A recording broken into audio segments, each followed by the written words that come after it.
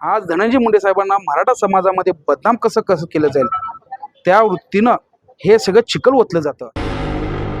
आदरणीय आमचे नेते धनंजय मुंडे साहेब यांना जाणूनबुजून टार्गेट केलं जातं आणि ह्या गुन्ह्यामध्ये आदरणीय आमच्या साहेबांना कसं ओढता येईल आणि मंत्रिपद कसं जाईल, राजकारणाचा खेळ खलास कसा होईल आमच्या मुंडे साहेबांचा, हे बघण्याचं विरोधकांचं काम चालू आहे.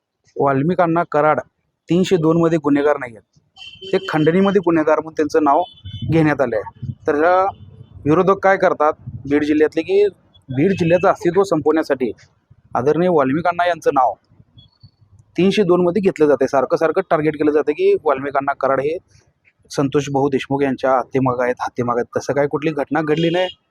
तसं तर CID तपास चालू आहे, SIT नेमली आहे, त्यात निष्पन्न होईलच. आता त्यातही निष्पन्न झाल्यावरही म्हणतात की बाबा सगळं मॅनेज आहे. असं काही होऊ शकत नाही, कायदा सगळ्याला आहे. आणि आता माध्यमांना स्वतः वाल्मिकांना कराड यांनी पण स्टेटमेंट दिलं आहे की बाबा मी संतोष भैया देशमुख यांच्या गुन्ह्यात जर असेल तर मला तुम्ही फासावर लटकवा. ज्यांना खंडणी वाटते त्यांनी माझ्याशी संपर्क करावा, की वाल्मिकांना कराड खंडणी मागतात, मुंडे साहेबांना पण त्रास देतात की बाबा मुंडे साहेबांनी असं करतात तसं करतात, दबाव टाकतात. ज्यांचे काही कामं नडतील तर त्यांनी माझ्यासमोर बिंदास्त यावं, लोक आरोप करतात. ती त्यांना मी दाखवतो परळी आणि बीडचा पॅटर्न काय कामांचा. अहो तिथं गरीबातल्या गरीब एखादी आजी जरी गेला, तुम्ही आज सोशल मीडियावर वाल्मिकांना कराड असू देत नाहीतर मुंडे साहेबांचं अकाउंट चेक करा, त्यात किती जणांना मदत होते. आज मी एवढा एडा नाही की बाबा इथून 200 किलोमीटरवर जातो, मुंडे साहेबांचे कार्यकर्ता म्हणून मी त्यांची राहतो, भेटतो, कामं करून घेतो गरिबांचे. हे अत्यंत चुकीचं आहे. तिथं असं अनेक विद्यार्थी आहेत, त्यांचं शिक्षण बघितलं जातं, खेळाडूंना मार्गदर्शन केलं जातं. मी कितीतरी पैलवान माझ्याकडे आले की बाबा असा असा प्रॉब्लेम आहे, मी एक स्वतः कुस्ती खेळाडू आहे, ह्या प्रॉब्लेममधनं मला बाहेर पडायचं आहे. तर साहेबांना सांगूच तर कम आहे. साहेबांचा आदेश म्हणजे वाल्मिकांना कराड लगेच तंतोतंत पाळून प्रत्येक गोष्टीत मदत करत होते. असं कुठलीच नाही आहे. आज तिथं गणपती असू दे, डॉक्टर बाबासाहेब आंबेडकर जयंती असू दे, अण्णाभाऊ साठे जयंती असू दे, जरी तिथं आपण गेलात आणि विचारलं की बाबा काय नेमकं कशाचं चालू आहे, काय चालू आहे गोंधळ, कमीत कमी 200-250 ते 300 मंडळ असतात ॲट ए टाईम वर्गणीसाठी, मूर्तीसाठी. आणि असं नाही की बाबा आले म्हणून मतदानासाठी नाही, की माणुसकी नाताना तिथं तरुण पोरं येतात, महिला वर्ग येतात, नर्सेस लोकांचा प्रॉब्लेम असू दे, अनाथ आश्रमचा असू दे, सगळ्याला त्या जगमित्र कार्यालयावर सगळ्यालाही मदत भेटते. की असं तिथं खंडणी करून काही लोकांची पूज केली जात नाही. प्रत्येक मतदारसंघात प्रत्येक आमदार लोकांचा खास माणूस नेमलेला असतो. कुठेही असू दे, सोलापूर असू दे, कोल्हापूर असू दे. आता कुठल्याही मंत्र्याचं मी नाव घेऊ शकत नाही तर, कारण त्यांचे कोणतर खास असतात. ह्यांना मुंबईत टाईम नसतो, त्यामुळे ह्यांनी असं प्रत्येक आपला जवळचा व्यक्ती आपल्या आपल्या मतदारसंघात जवळ ठेवतात की जेणेकरून आपली कामं व्हावत.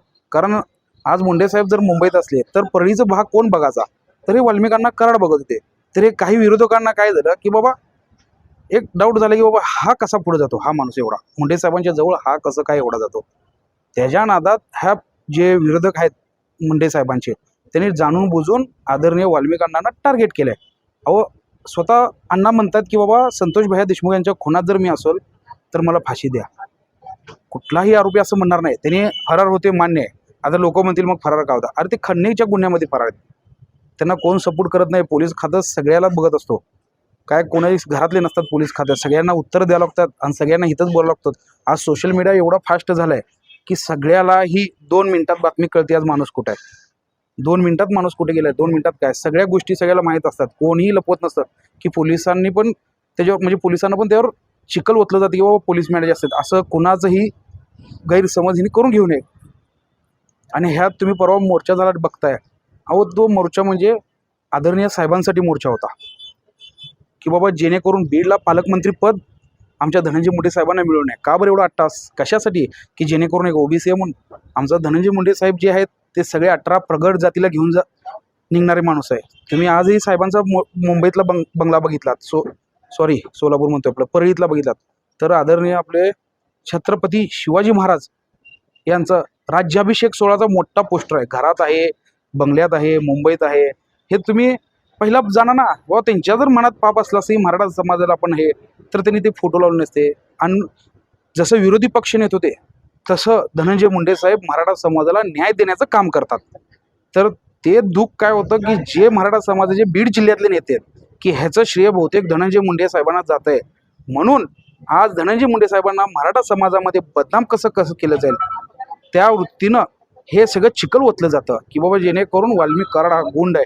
नाही, माणूस गुंड, कुठलाही माणूस गुंड नसतो हे अशा बोलण्यानं माणसाला प्रवृत्त केलं जातं. एवढं लक्षात ठेवा तुम्ही.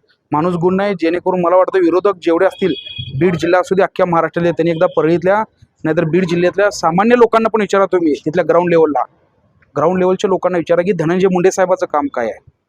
ह्यांच्या पोटात एक आहे आता येणारे झेडपीचे इलेक्शन असतील, महापालिका इलेक्शन असतील, ह्या बीड जिल्ह्यात अजून मुंडे साहेबांचे वर्चस्व बसेल का, ह्यासाठी एवढा आटोखाप चालू आहे जेणेकरून ह्यांना पालकमंत्री नको. सोलापुरात कोणत्याही लोकेशनवर एनए प्लॉट बुक करा, ते पण फक्त 4 लाखात 1000 square feet. Collector NA plot, ADTP layout मंजूर, लाईट, रस्ते, पाणी, ड्रेनेजची उत्तम सोय, प्रत्येक प्लॉटचा 7/12 उतारा, कर्जाची सोय उपलब्ध. सन डेव्हलपर्स अँड कन्स्ट्रक्शन्स. अधिक माहितीसाठी आजच फोन करा 91 68 800 900. सन डेव्हलपर्स, नातं व्यवहारापलीकडचं.